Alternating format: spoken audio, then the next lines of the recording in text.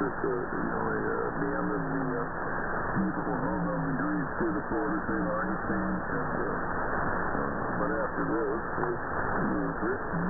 Everything's risky, but the property is worth a piece of big cash for it. I don't own anything on it, and we're getting there. We're making it work. Over.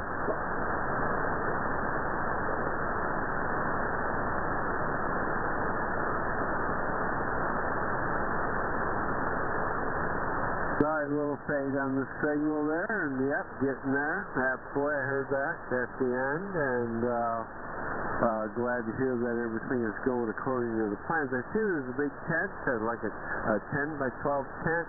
I guess that's probably where your air mattress is. You guys are sleeping in while the house is being worked on, or the shed. I think it looks like that, but that's the quarters out there in the tent. Nothing like that, Mark. We're doing really good. It's been a lot of, it's taken a lot of resources and stuff like that. And of course, anytime you rehabilitate a piece of property, it takes money and stuff like that. And we've been talking with that, and just trying to get this property set for the money. It was a risk. Anything's a risk when you buy properties and stuff like that. This thing was kind of out there for me a little bit, and but what's the wherewithal is that we are going a lot further than we did with buying the property in St. Augustine, Florida, which took about 3-4 years. You remember us talking about that? We removed like 20-some trees, and I can go on with the list of cash expenditures that would have taken 34 Lauderdale Station in here. Money. This particular property happened to that, and like I said, I'm not here to flip the property, but anytime you work on property, there's always things going on. Air conditioning, heating, plumbing. Oh boy. There's always that's good. Stuff going on. Oh boy.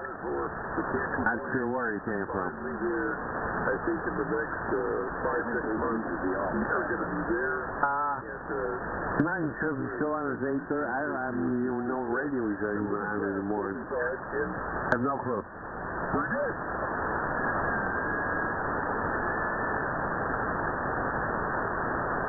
Alright.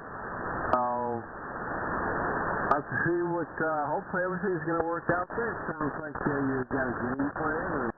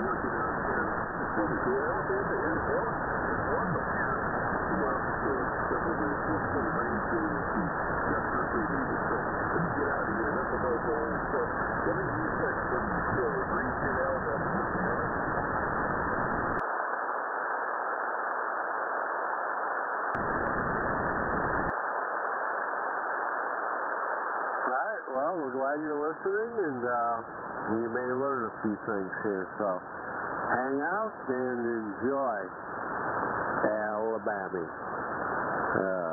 We'll get on the side. KWM.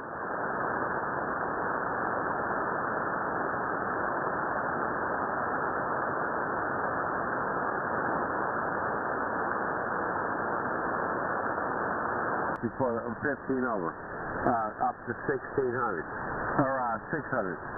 So that was, the game was right on that, for that amount of, that level of power in your antenna. From 5 to 600, you came up 6 dB. Radio is working. The Texas Star 500 is working too. The Star 500. What's a Star 500? That's a Star 500B. You can, that thing walk right here on 40? No, I'm joking about that.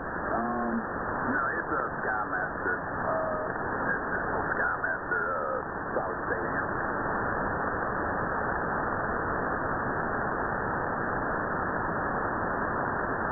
I would be curious. I do have a Texas Star 500B somewhere around here that I use only for CW.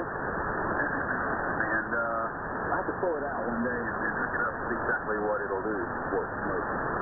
Yeah, they claim that they'll do broadband, you know, 3 to 30. You know what, I got it right here.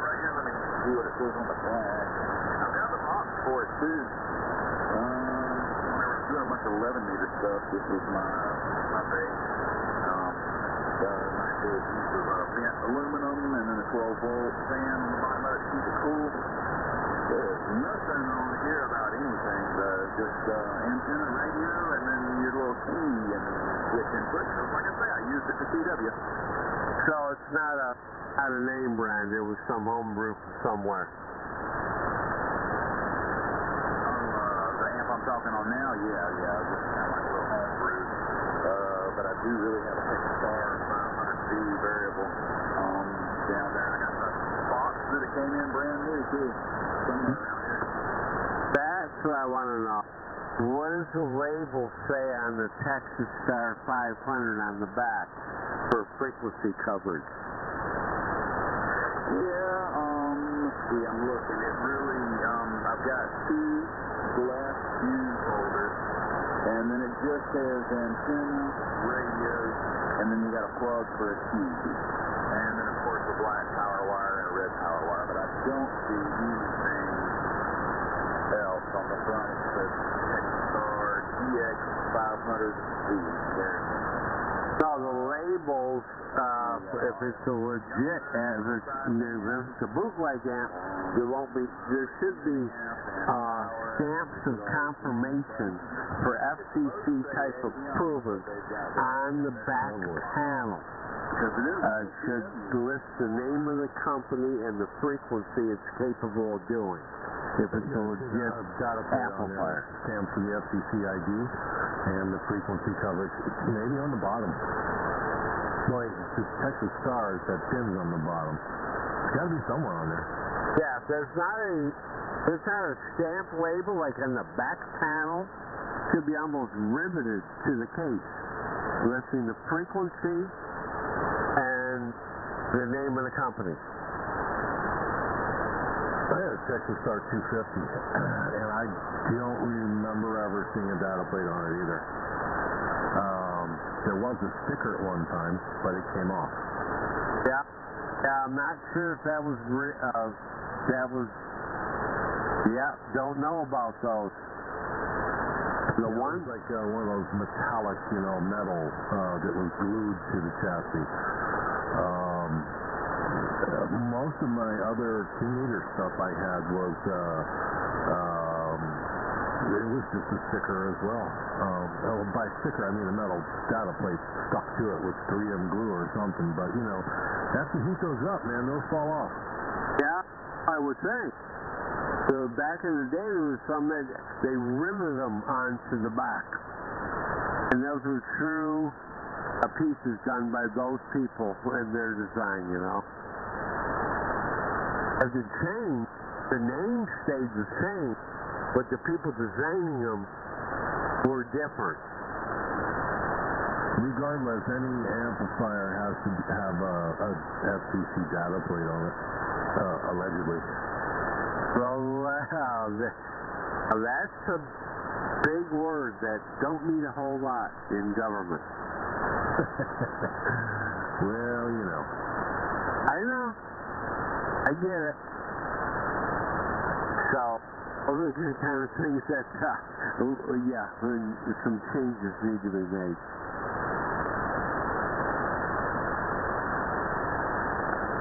So we'll see.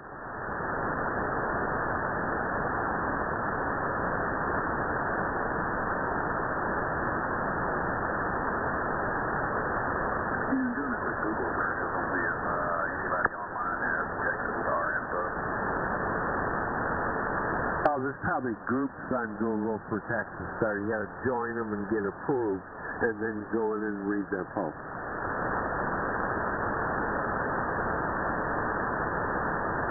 If you want to join that group, I'm like in the All-Star group on Google Groups or whatever it is, and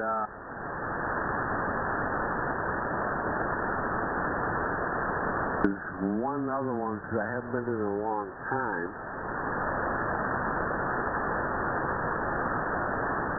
So it says the frequency range is 24,000 to 30,000 megahertz. Wow, 12 through the top of 10 meters. Right. 10, 11, 12. That's all they could get out of it because they didn't have enough. They didn't have enough filtering to get the other bands.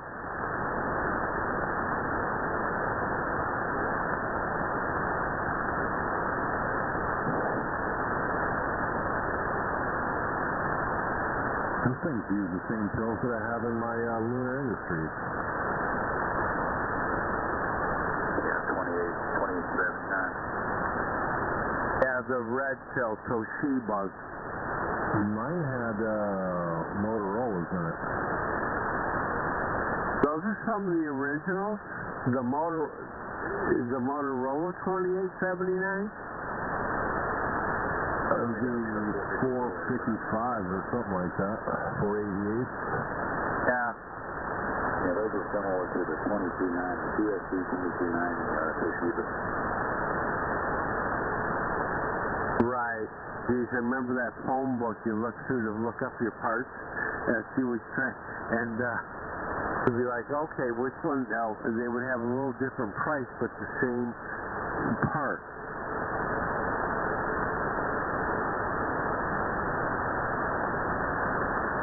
Yeah, I've got an SDC Smart Power Cube over here that has 8 of the TSC 2290 in it. I need someone that I could send it off to work on. It works, it's just, it needs to be gone through. It's got a little hiccup there, here and there. It doesn't like low SWR. If you hit it with high SWR, it'll key and talk and do its thing. But if you ever put it on the low SWR antenna system, I don't know, it just had issues. It wanted to lock up and not unkey and do some funky stuff. But do we know anybody on the 20 over club that see some of that shit this through to let them go through it? Not too many people that work on the MOSFET. Generally, when that happens, to my recollection, it just means that at some point those pots in there wore out because they've got the carbon in them and they drifted off frequency, so that's why it acts that way. Yeah, I ordered it from a guy who had 2 of them, and it worked great, for a couple of years, and I beat the heck out of it in my truck. Made a lot of contacts, but I don't know, just sort of started acting as funky, and I have a really good amplifier, like a T-top amplifier, like builder, slash technician, like, right from the, different looking assets.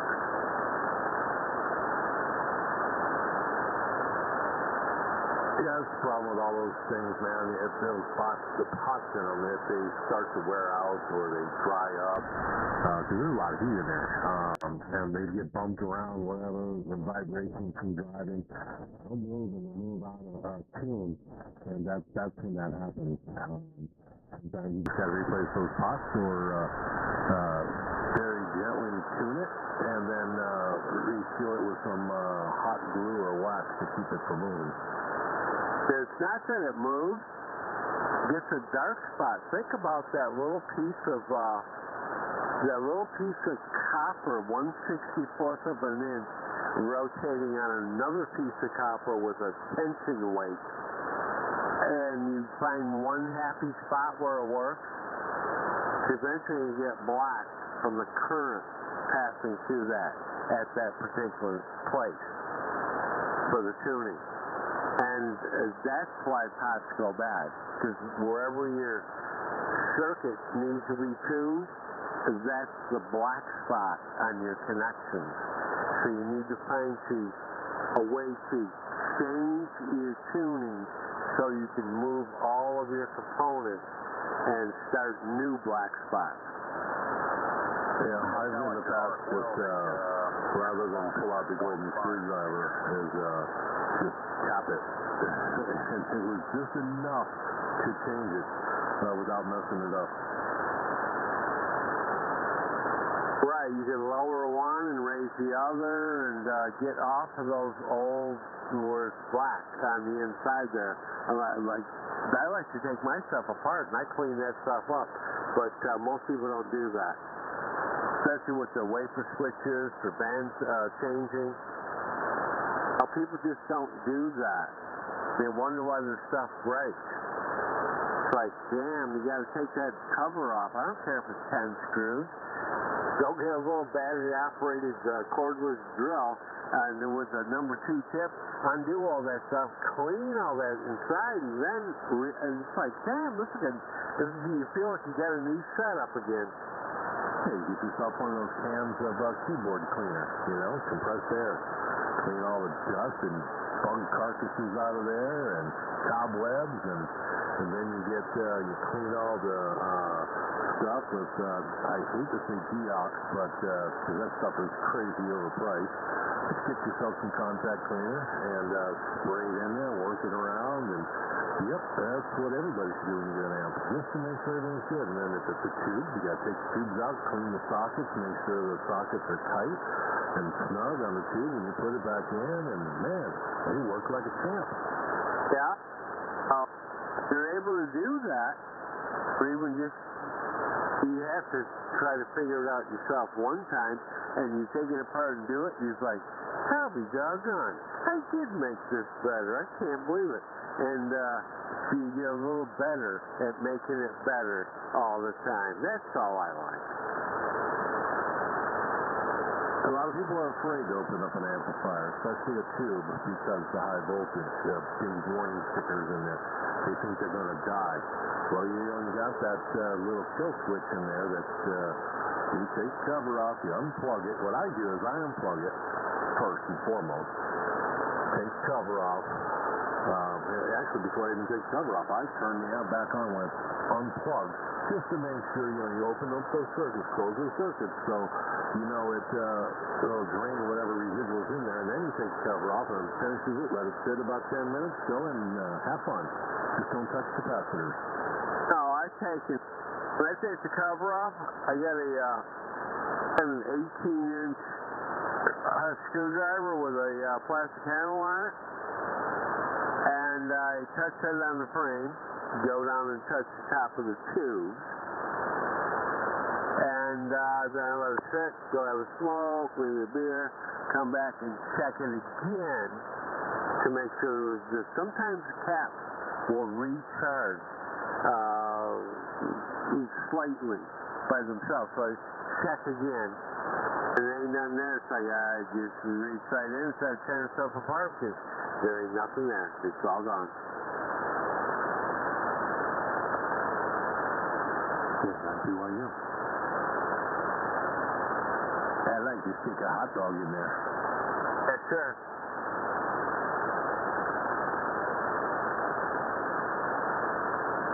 Yeah.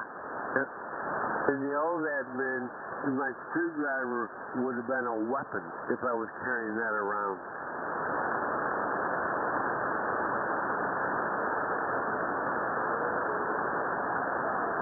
But now, my screwdriver is useful and good for safety. I retired mine. And you end up building a little black spot. Don't touch the same place on the chassis, and you don't touch the same place on the screwdriver, because you get black spots on those if there's something in there, and it pops. And Yeah, you'll see that. Quite often.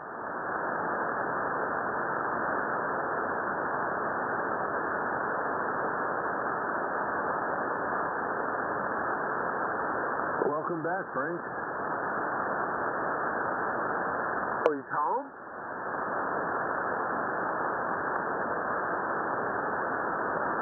I am here.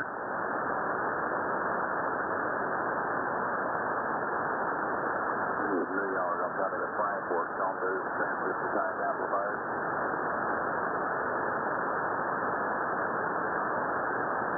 It's all the same to me. Transistors too doesn't matter. I have an STC Smart Power Cube, like SG500 that I just needed to be looked at. Checked out. Boy, I generally don't take in work from anybody.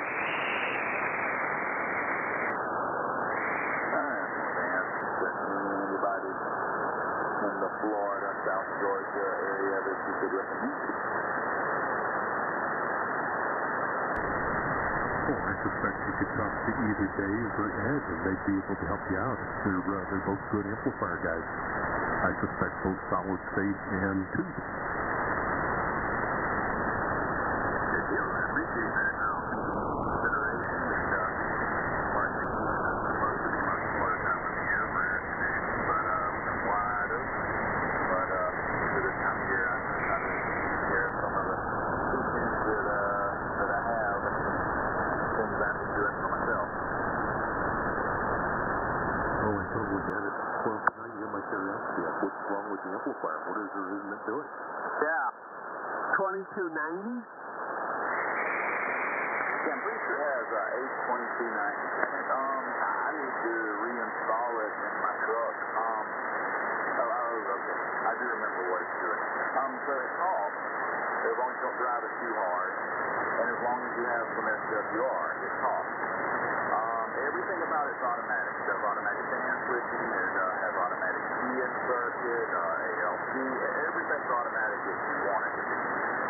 But it will, it'll go into protect mode if you drive it too hard, and if you get your antenna down to, 1.1 or 1.2 SWR, I don't know, you need the light little SWR, and it won't go into protect. But if you drive it a little too hard, and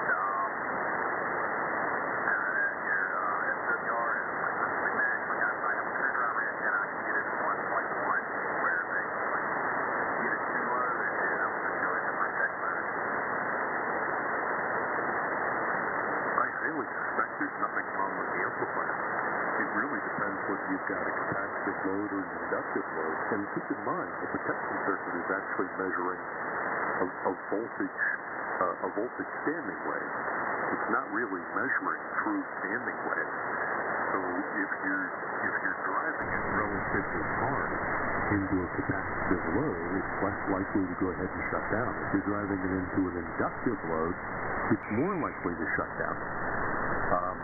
Chances are it's probably doing 500 watts CEP like it should. I don't really think that the amplifier is your issue. I really think your drive power and your your measurement system is probably the issue. 500 watts CEP is really only about 150 watts of an RF meter.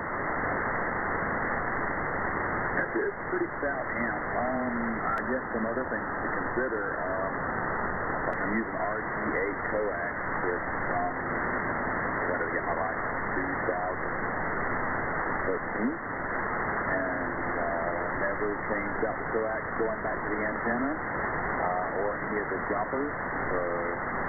Oh my gosh. No maintenance. Oh my.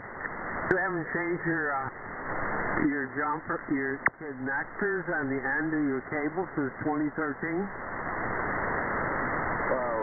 Yeah, 2013. I got licensed in 2013, and every piece of coax in the truck is from I've never changed any of it out since then. It's time to get yourself some RG400. Yeah, I've been looking at that on Amazon. A friend of mine mentioned it, and I've been sort of checking it out.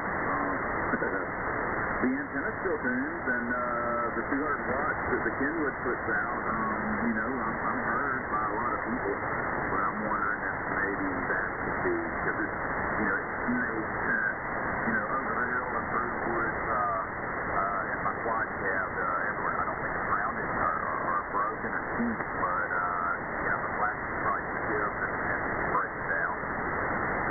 Yeah, electric and RG8X is horrible. You just RG400, it'll cure your problems. Try it. Give me a see. And it's flexible. It moves around because it's 100% stranded. Yeah. Are you driving that amplifier with a 200-watt Kenwood mobile? KWM at the top. AK4UX. I can't remember. I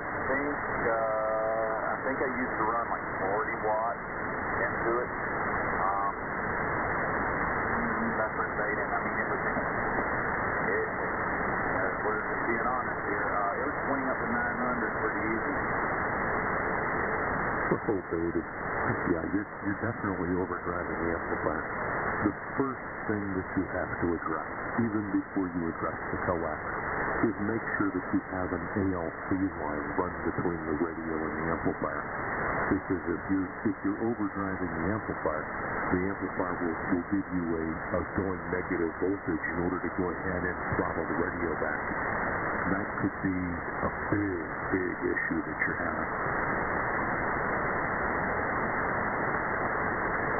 Hey, Bill, that's been sort of propping my feet up on it for 5 or so years. I just sort of took it out. I got tired of having to pull over to the side of the road and get out of the truck, go to the back, turn the power switch off, turn it back on, and I would try not to talk too loud or try not to crank up the power. But certainly have talked everywhere with that thing. Australia, Dubai, just all over the world out of the mobile with that amplifier and the Kenwood and the high Q4 flat-dick antenna. Oh, it's a great amp. Don't get me wrong. I mean, there's nothing wrong with it, but I can conservatively say you probably have 0 problems with the amp. Your problem has to do with your drive. Most of the radios will have the tendency to overdrive the amplifiers, especially the high-power radios, even if they're set to run at a lower power level, because they overshoot. And because they overshoot, the amplifier is going to say, hey, I don't like this, and that's why the amplifier kicks out. I just thought maybe it might need some service. I mean, I ran it for several many years before it started. I don't know, it just started kicking out really easy, and I don't know, I thought I might have tweaked something. I mean, I was really, when I first got started, I was an 11-meter guy, so I just cranked it to 11. It keeps going, quantity over quality, but that's learned.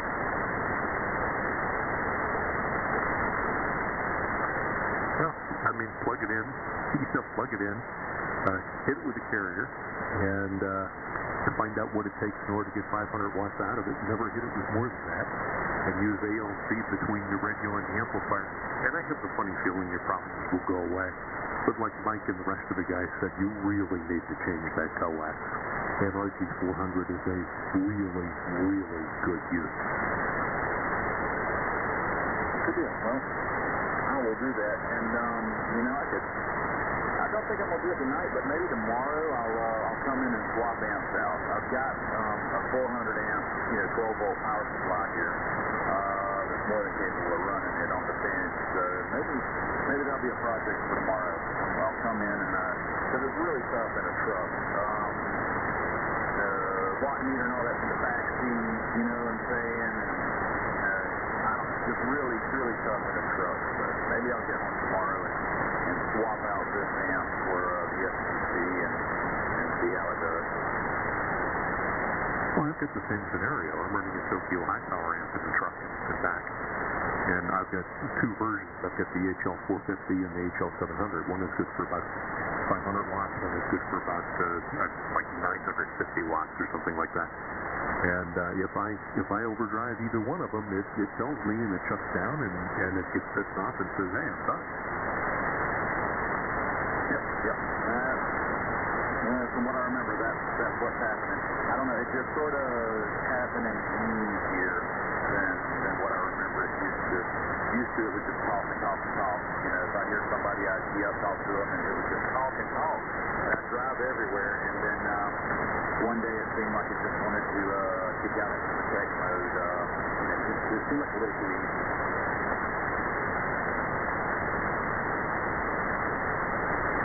It's probably your imagination.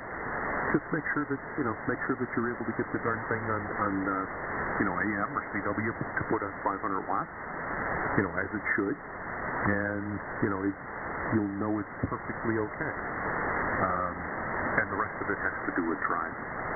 Just do like I say, put in an ALC circuit between the radio and the amp, and you, the radio, and the amp will be much, much happier. Good deal. I'll try that. I think I'll hook it up tomorrow on the bench here and just do some testing with it, and then we'll move it back out, change the coax, and move it back out to the truck. That way, I seem to be heard, but I know a little extra power would definitely make it a lot easier on people to hear me. Oh, without saying, from the car, that extra few dB are all the difference in the world. It's the difference between being heard and not being heard. But I personally would not operate a transistorized amplifier of any flavor. I don't care what it is, whether it's a Mercury or a Lux or Tokyo High Power, an SGC or a Metron or what have you, without running the ALC. You have to run the ALC, otherwise, you can do damage to the drive circuits in the amplifier. And you'll also be constantly triggering all your protection. It's so important. I can't even impress it upon you enough.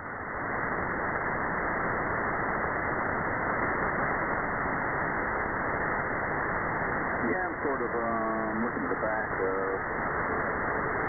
I do see there's the ALC may be automatic. I have. Look, I see it. You press the top, right above it is the ALC connection. Yep, I do have that, and it has an adjustment on it. There you go. I believe that will solve your problem. You don't need me to look at it at all.